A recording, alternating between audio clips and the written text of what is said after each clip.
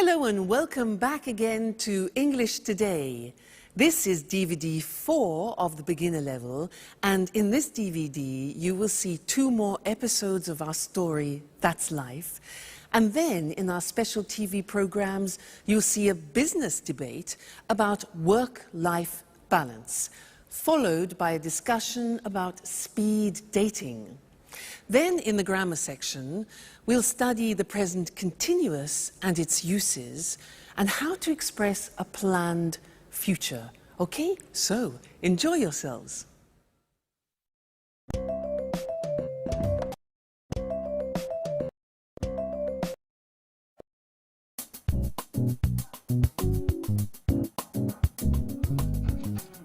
Wake up.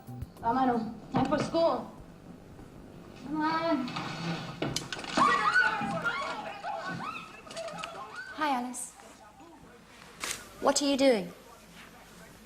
I'm just relaxing a bit, watching some TV. What's on? I'm watching the news. So, what's happening in the world? The usual. Politicians are trying to pretend they know what they are doing. Alice, you are such a skeptic.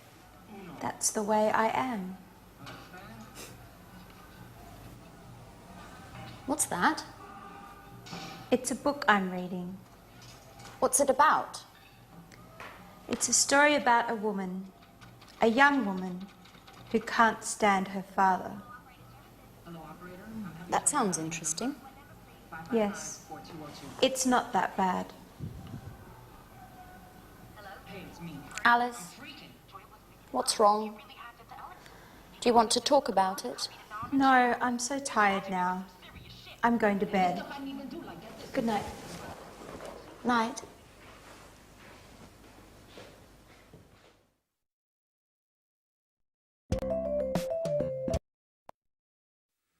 Hello again and welcome back to English Today for some more English. Now, in that last episode of That's Life, did you notice that Anne said, "What are you doing?" And Alice said, "Oh, I'm just relaxing. I'm just relaxing. I'm watching TV." Now, they were using the present continuous tense. And that is a tense that we use to describe something which is happening now at this very moment. Okay? Now, I want to practice that with you. So, you watch me and tell me what I'm doing. Okay? So, this. What am I doing? What am I doing? I'm reading. Exactly. I'm reading. Now, this. What am I doing?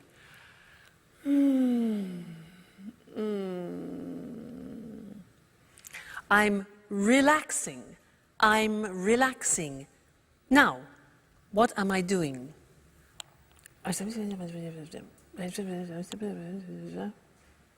Yeah? I'm phoning or I'm calling. I'm phoning. Next, this.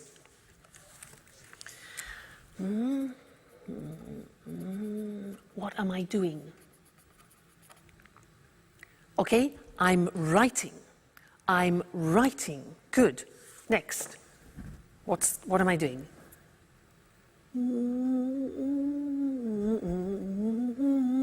What am I doing? I'm listening to music. Listening to music. Okay? This one. What am I doing? Like Anne, I'm cleaning the table. Cleaning the table. Now you, what are you doing at the moment?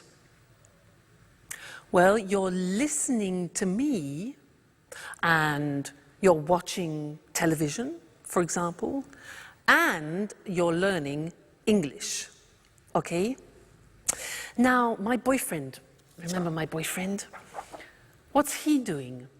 Well, at this time, he's sleeping because it's in the morning. He's sleeping. What about my dog, Suki? She's probably sleeping too. She's sleeping all the time. So she's sleeping too. I'm the only person who's not sleeping. We. What are we doing? Well, I'm asking you questions and you're thinking of answers to my questions. Okay? So that's the form. The form isn't difficult. Let's go to the screen and see it. See how we make up the present continuous. Now, in the positive sentence, we use the verb to be. So, I am, you are, he is, she is, it is, we are, you are, they are. And then we take the verb and we add ing to the verb. So, it becomes, in the positive form, I'm reading. Now notice, I am is contracted as always. And we say, I'm reading. You're learning, contraction, you are. You're learning. He's relaxing. She's working. It's raining. We're listening. You're talking. And they're eating. Okay, so the verb to be contracted, then the infinitive of the verb plus ing. Not too difficult. So, look at the question form. Now, the question form is easy. What we do is we change the position of the subject and the verb to be. So, it becomes, where am I working this month? Where are you staying? What is he reading this week? What is she doing now? What is it eating, like the dog? Who are we playing? Who are you visiting? And who are they working with? All right? And then the negative. Remember the negative of the verb to be? We need it here. So we say, I am not becomes I'm not working. You are not becomes you aren't. Remember contraction. You aren't sleeping. He isn't concentrating. She isn't cooking. It isn't snowing. We aren't going out. You aren't watching TV, and they aren't studying. So this is the present continuous tense that we use to describe an action happening now, at the moment. A very important tense, and we will definitely come back and look at more of that. All right? Good. Thank you, and I'll see you again soon. Bye.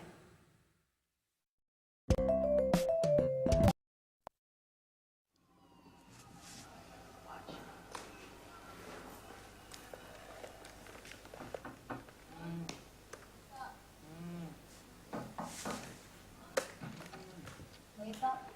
Come on, time for school. Come on. What are you doing? I'm connecting to the internet because I need to send an email. Who are you sending an email to? To my boss in America. He needs the weekly report immediately. Why? Because he has a meeting with the shareholders tomorrow morning.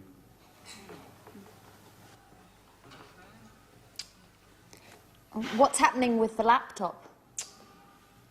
The internet connection isn't working very well. Sometimes it happens with my computer too. Do you have a suggestion? Usually Peter lends me his computer.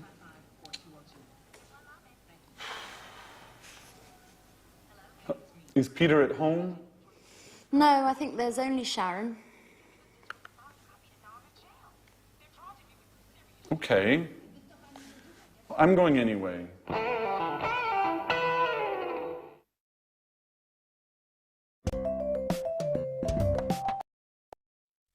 Anne has daggers for Sharon, doesn't she?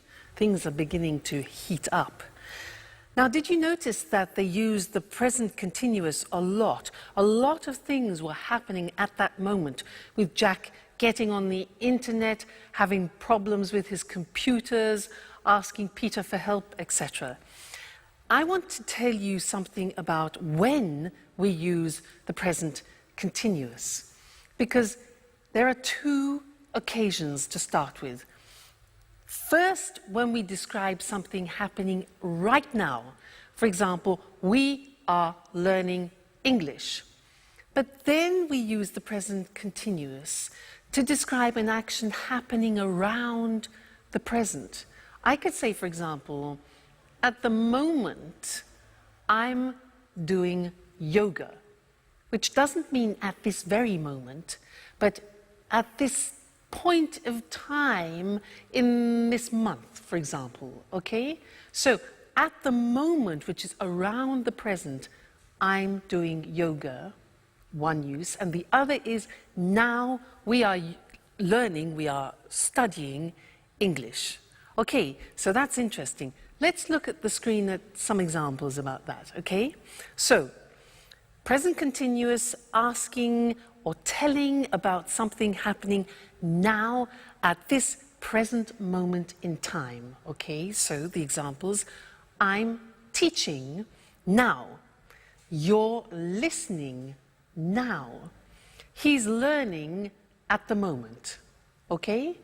And the other example is when you are speaking about something happening around the moment. So we're studying English, for example, this month. Or she's reading a new book this week.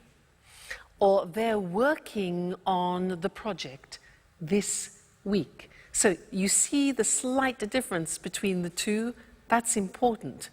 Now let's go back to That's Life and listen again to how they use the present continuous. And then I have something else to tell you about it after. Okay? So see you later. Bye.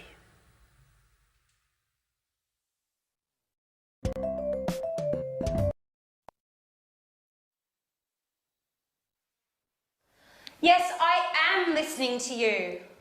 Yes, I'm listening. Who is she talking to? I don't know. I guess it's her father. Just a moment. What do you want? Nothing. It's 4 o'clock in the morning. Is everything all right, Alice? It's none of your business. Excuse us. Sorry to interrupt. Listen, I know it's late. I'm sorry. But I'm talking to my father. He's in Boston now. It's 9 o'clock there. What? What do you want? I'm not tired anymore. Neither am I. What about eating something? I don't know. I'm not really hungry. I'm going on the internet to chat with a friend in Italy. Would you like to join me? Now that I'm not sleeping anymore. Would you like to see him? How? I have pictures of him on my computer. And do you know what? He can see you too, with the webcam. What? Oh my gosh! No, please. I'm horrible now. Oh, no, you're not. And besides, he might be interested. Why? Do you think I need a boyfriend?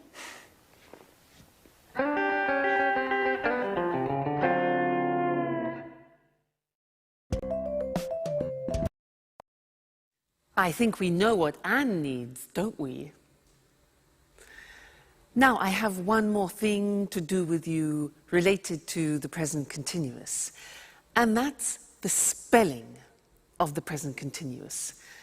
And to do that, let's go to the screen because it's easier to see things written.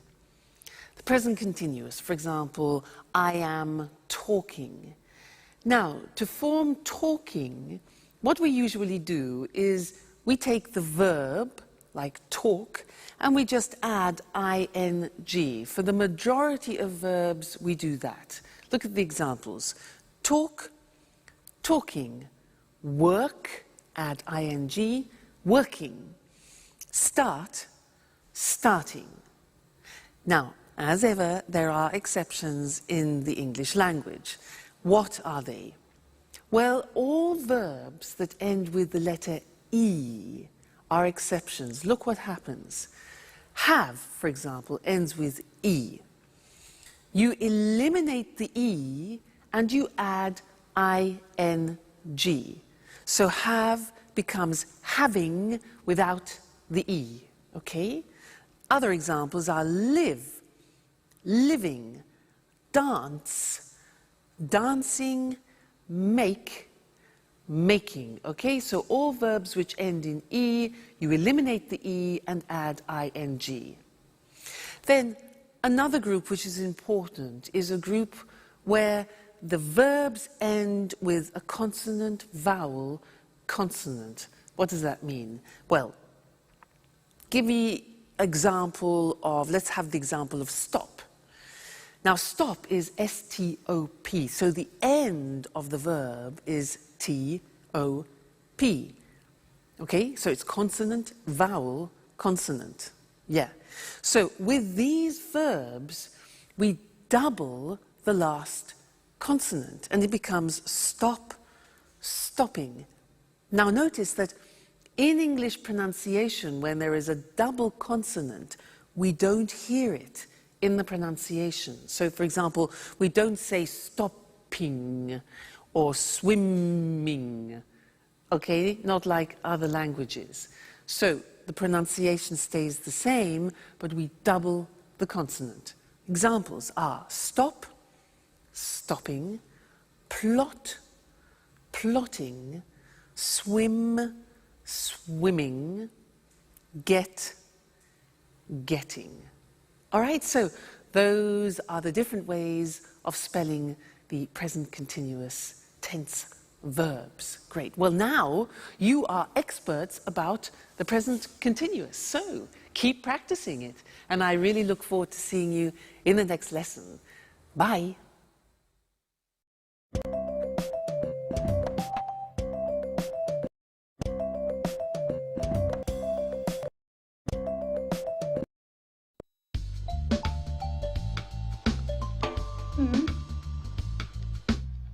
Fine. I'm looking forward to seeing you. Bye-bye. Oh my God. Okay, guys. Don't panic. What? We have to be strong and try to keep calm. What are you talking about? She's coming. Tomorrow morning. Who, for God's sake? Aunt Mary, the owner of the flat. So what? Your auntie. What's so terrible about her? Let me explain. Imagine me in 50 years. You mean you, old, with your manias, your cleaning obsessions? Oh my God. Okay, don't panic. So, what do we have to do? Let me see. What do you have scheduled for today? Well, today is a busy day. I have to finish my painting. No way! Painting means brushes, colours, dirt and mess everywhere. As for me, let's check my date book. Date book? I don't believe it. You mean you don't have a PDA? Please, Alice. I have a program on my laptop. I don't need a PDA as well. I'm just surprised, that's all. You're usually highly technological. That's not entirely true. I like to use paper and pen as well. Okay, leave it, guys. Let's go straight to the point. What's on your schedule today? I'm meeting a client from 4 to 5, and then I'm going to the mall. Why are you going to the mall? I want to buy a new modem for my PC. A new modem? That's not exactly business. Yes, well, there's something wrong with mine. Okay, Maybe it's not that important. I can go tomorrow morning. That's very kind of you, Jack. Well, let me see. I've got a list with all your duties here. But what is it? It's always with me. For emergencies, you know. Just like this one. Jack. At your orders, General. You have to clean up the kitchen. You're washing the dishes, cleaning the oven and the fridge, the burners and the basin. Oh, and finally, you have to sweep and mop the floor. I'm ready. Oh, and obviously, you have to clean your bedroom too. Ooh, sounds exciting. Alice, you have to clean the living room. You have to throw all these magazines out. Put all the CDs in order. Clean up the carpet. And dust the furniture. Do I have to mop the floor as well? Of course. As for me, I'm cleaning the bathroom and all the windows. Well, I want you both in the living room at 6:30 for a detailed report, okay? Yes, sir.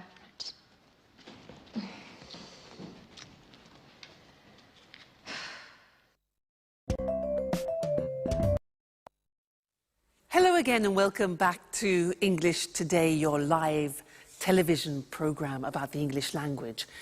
Now, Anne is really panicking in That's Life, isn't she? Did you notice how they were using the present continuous, but referring to the future? That's interesting, isn't it? We haven't learned that yet. Present continuous for the future. Well, in fact, we use the present continuous when we're talking about future plans. And in That's Life, in that episode, we heard Anne say, she's coming tomorrow. She's coming tomorrow. That's her aunt. Now that's a plan. It's a plan.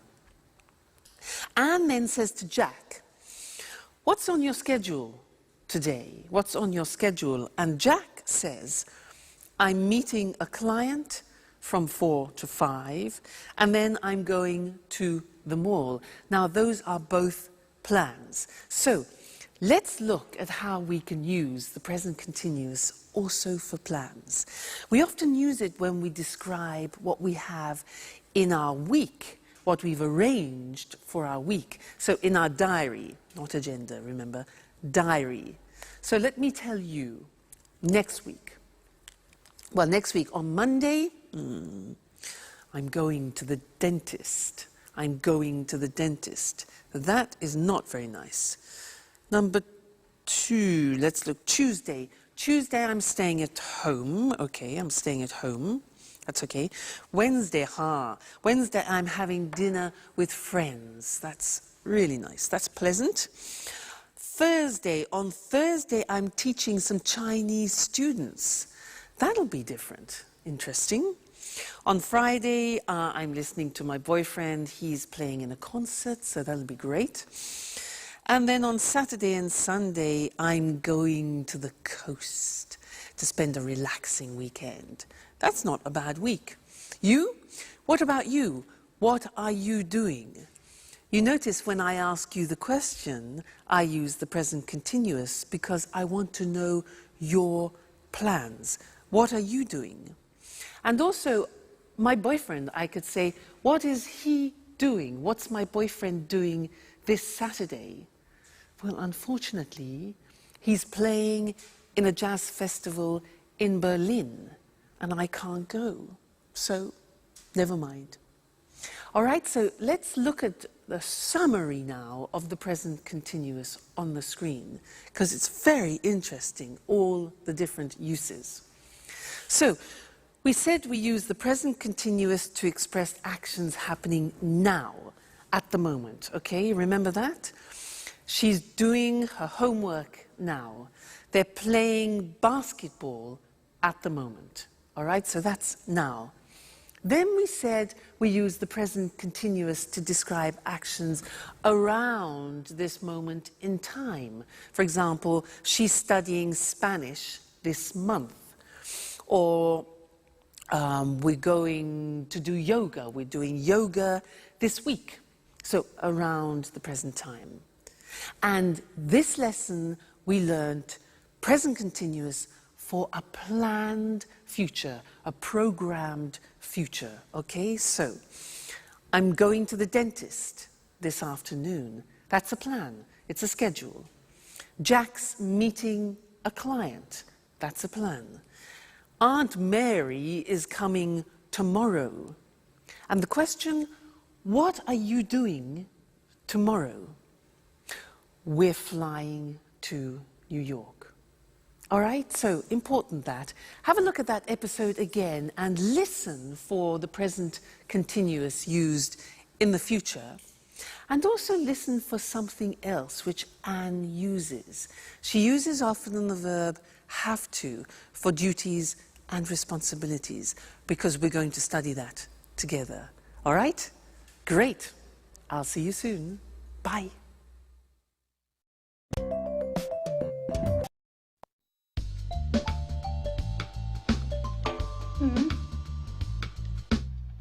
Fine. I'm looking forward to seeing you. Bye-bye. Oh my God. Okay, guys. Don't panic. What? We have to be strong and try to keep calm. What are you talking about? She's coming. Tomorrow morning. Who, for God's sake? Aunt Mary, the owner of the flat. So what? Your auntie. What's so terrible about her? Let me explain.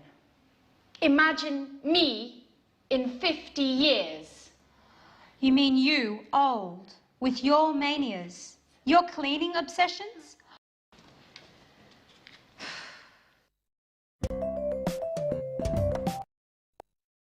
I don't know about you, Mr. Monkey, but there's something I just can't stand is cleaning the house. Just awful. Oh, hello, camera one. How are you? I was just talking to Mr. Monkey about what they're doing in That's Life, cleaning the house. Can't stand it. Now, did you see Anne organizing everybody, responsibilities, duties? Well, she was using some language that I want to study with you now. Did you hear these sentences? Jack said, so what do we have to do? And Anne replies to Jack, you have to clean up the kitchen, you have to sweep and mop the floor, and you have to clean your bedroom like a child, yeah? And to Alice, she says she has to clean the living room, she has to throw all the magazines out, and she has to put the CDs in order, like organize them. And this is the use of the verb have to plus the infinitive, talking about duties and responsibilities. So let's look at other situations using have to. For example, I have a very important responsibility in my life. And you know who that is? Yeah, Suki. You know, it's a great responsibility if you have a dog. Let me tell you about it. For example, I have to take her for a walk at least twice a day. I have to feed her, give her food. What else? I have to keep her company too, because when she's alone, she often barks. You know, barks. Arr, arr, arr, arr, arr. So I have to keep her company. What else? Oh yeah, if I go on holiday, I have to find her kennels. Kennels is like a hotel for dogs, so that she is looked after. So she's a great responsibility. Think of my boyfriend. Now, he's a professional jazz musician, and he has responsibilities. For example, he has to practice at least 4 hours a day. He has to learn new songs. What else? He has to attend master classes, for example, and he has to work at night. Now, what about you? I'm sure you have responsibilities and duties. What do you have to do? You have families, maybe. And also, you're learning English, so you have a responsibility towards learning the language. For example, you have to learn new vocabulary, and that takes memory.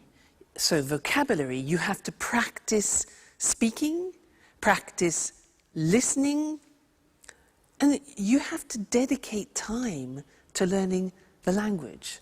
Okay? So that's have to, and I want to look at that with you now on the screen, because it's a very interesting verb, and when you want to talk about your responsibilities and duties, this is the verb to use. Now, so, have to, for daily responsibilities and obligations. Now, we use the verb have, which is conjugated. I have, you have, he has, she has, it has, we have, you have, they have. Then we add to, have to. Okay, that's very important. Then we add the infinitive. So, an example, I have to use a computer at work. Now, did you hear my pronunciation? I have to. Notice I don't say V, I say F. Have. It becomes have to. Have to becomes in pronunciation have to. Okay? So, I have to use a computer at work. She has to write a report. Third person has, okay? She has to write a report. He has to answer emails, all right? We have to, we go back to the pronunciation with F, we have to pay taxes, unfortunately. They have to go to meetings, which is sometimes boring. Have to, okay? Duties, responsibilities. Good. Now, the examples of questions are, do you have to speak English? We use the auxiliary do, very important. It's like the verb have. So, do you have to speak English? How often do you have to travel, for example? What language does she have to learn? And where do we have to go? So remember, use the auxiliary do and does. So that's have to when we're speaking about obligations and responsibilities, and we have a lot of them in life, so it's an important verb. Great. Let's go back and see how the cleaning is going. Terrible, Mr. Monkey cleaning. See you soon. Bye.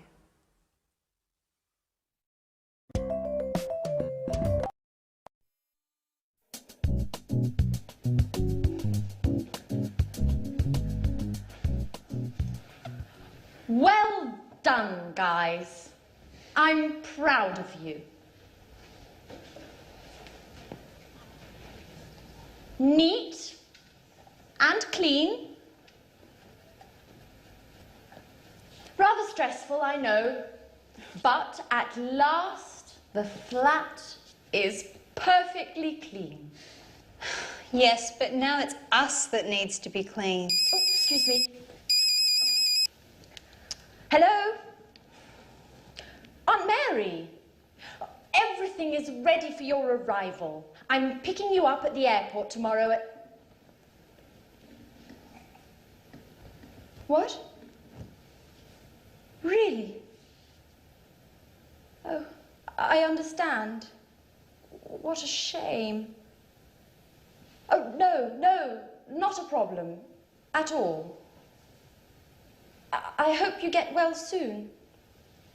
Right. Bye-bye. So? What? Aunt Mary isn't coming anymore. She's got a cold. Hey guys, I've got the part. But what's happening here? Nothing special. Congratulations, Peter.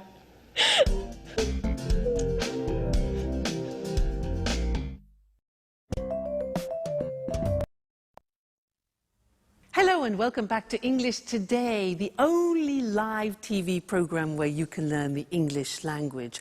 And let me tell you what happens here. Well, there are a lot of sound technicians, cameramen, technicians everywhere helping me make this program for you, and it's great. It's a real pleasure to teach you. Now, in this lesson, I want to do a general revision of the present tenses, just to be sure that you've understood everything we've learnt so far, okay? Now, do you remember him? Mr. Dinosaur? Do you remember him? Dinosaur?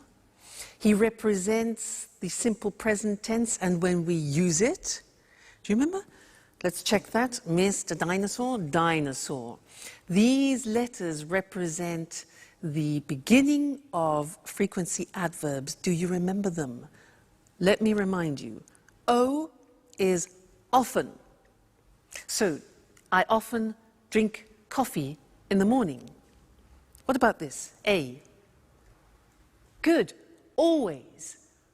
Great. I always get up at 6:30 in the morning. This one. Usually. This one. Rarely. Rarely. Difficult pronunciation. This one. Sometimes. Great. This one. Never. Okay. And this one here. Every day. So remember, dinosaur, this is when we use the simple present for habitual actions, actions that repeat themselves with the frequency adverbs. Now, do you remember also him? Mr. Snake. He is to remind you about third person. I like, you like, he likes, she likes, it likes. Often we forget to put the S on the third person. He's here to remind you. And also the auxiliaries, does. Negative, doesn't. Okay, so Mr. Dinosaur, Mr. Snake, simple present. Great. Then we learned the present continuous. That, for example, I am learning. We learned that the present continuous has 3 uses. Do you remember? Here they are.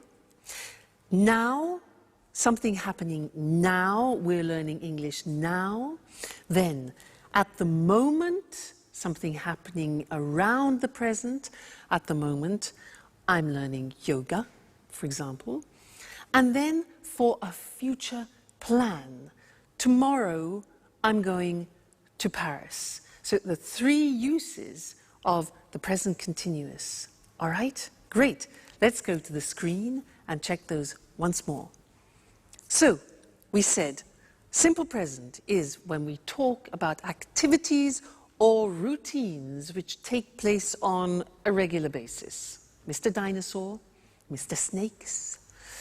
Examples, he goes to work every day, Mr. Snake. She gets up at 7 o'clock. And the question, where do you live? So auxiliaries do, does, doesn't, don't, okay? Great. Then the present continuous, we use it for something happening now, at the moment, and in the future. So the examples are, I'm reading An Italian Affair this month, for example. They're cooking dinner now, and she's meeting with Jack tomorrow. Okay? So you really are truly experts about the present tense now. So keep practicing that, keep using it, and then it'll really go into your heads. And I look forward to seeing you and to teaching you some more things about the English language very soon. So take care. Bye.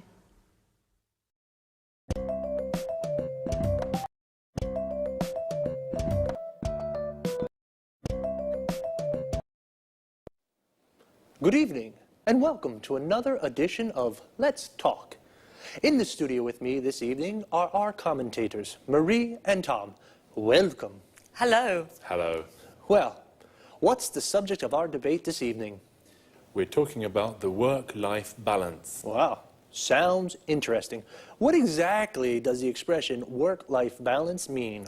Well, work-life balance is about enjoying a good quality of life without working too much. Yes, it's important for people to have some control over when, where, and how much they work. In other words, we are talking about the importance of not working too much. Exactly, Eric.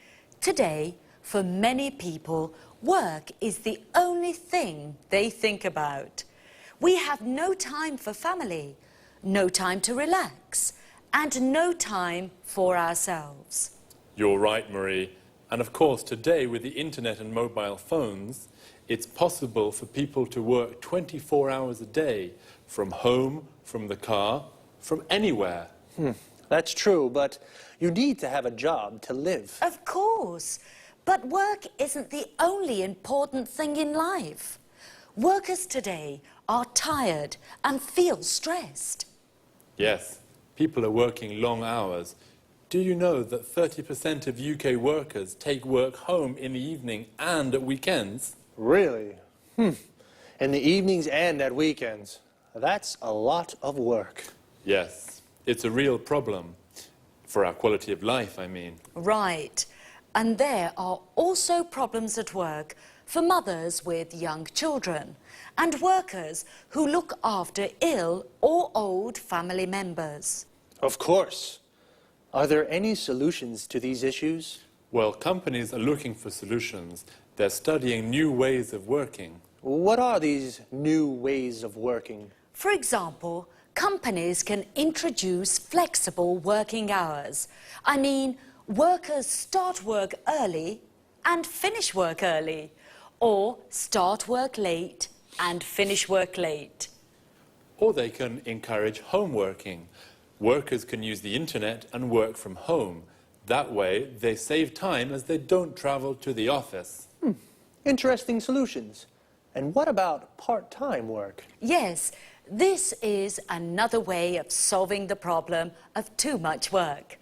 Workers can work 2 or 3 days a week. So, there are ways of finding a good work-life balance. We need to put them into practice. That's right, Eric. Okay, so remember, don't work too much. A good work-life balance is important for the individual, for the company, and for society. Thank you to our commentators. Thank you. Thank you. you. And goodbye. And see you again soon for the next edition of Let's Talk. Let's have a closer look at the expressions from our debate about work. As Marie and Tom just said, many people work too much, so they are stressed and tired. Do you work long hours? To work long hours means you work a lot of hours in a day. A lot of people take work home. This means if you don't finish your work in the office, you take it home and finish it there. Can you take work home in your job? This is different from homeworking. Homeworking means you work from home. You have a computer at home with internet access, and you do your job at home. Flexible working hours means you don't work from 9 to 5 every day. You work 8 hours a day, but you can decide when you start and finish. Part-time work means you don't work every day, perhaps just 2 or 3 days a week, or only in the morning. If you work part-time, then you have a part-time job. Full-time work means you work 8 hours a day, 5 days a week. You work full-time. You have a full-time job. Notice how we say in the morning, in the afternoon, and in the evening. We use in for parts of the day, but we say at night, and we say at weekends. In American English, you can also say on weekends. Let's take a quick look before we finish at some vocabulary. A mobile phone is the phone you can take everywhere with you. In American English, it's called a cell phone, and in British English, it is a mobile phone. A company is a business or organization where people work, and a worker is someone who works in an office or factory. Notice, this work comes from the verb work plus er. In English, it is common to add er to a verb to form the name of the person who does it. For example, teach plus er equals teacher. Sing plus er equals singer. And play plus er equals player. Like football player. That's all there's time for now. I'll see you next time. Bye-bye.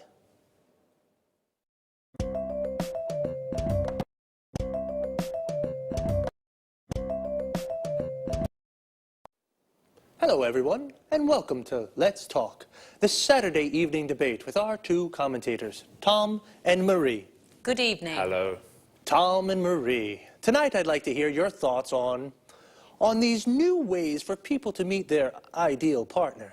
What do you mean, Eric? Well, a friend of mine is going to a speed dating event next week, and he wants me to go with him. I don't know what to do. I'm curious. I'd like to try, but... Come on, Eric. No buts. You have to go. Speed dating's great fun. And even if you don't find your soulmate, it's an interesting way to spend an evening. That's true. Speed dating's really popular at the moment. It's a great opportunity to meet people. Sometimes very interesting people. Yes, and sometimes you can fall in love. I know a guy who married a girl he met speed dating. This speed dating sounds interesting. I'm single, you know, but how does it work? Perhaps you can explain this to our viewers, too. I'm sure people would like to know exactly how speed dating works. I'd certainly like to find out. Well, speed dating events usually take place in nightclubs or pubs. The participants have a number and they sit around tables. The men are on one side, the women are on the other side. Then the fun starts. You have 4 minutes to ask your questions. Only 4 minutes, remember. The other person asks questions too. Then you move to the next table and ask your questions again. What kind of questions can I ask? Anything you like. For example, what's your name? How old are you? What are your interests? The kind of questions that you ask when you meet somebody for the first time. And what happens next? Well, you write down your thoughts about the person. The person facing you does the same thing. At the end of the event, you give your thoughts about the people to the organisers. What do you mean, my thoughts? It's easy. You select the people you'd like to meet again.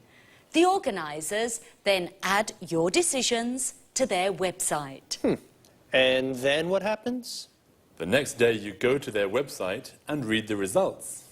Oh, what results? Well, if you select a person and that person selects you, you can meet again.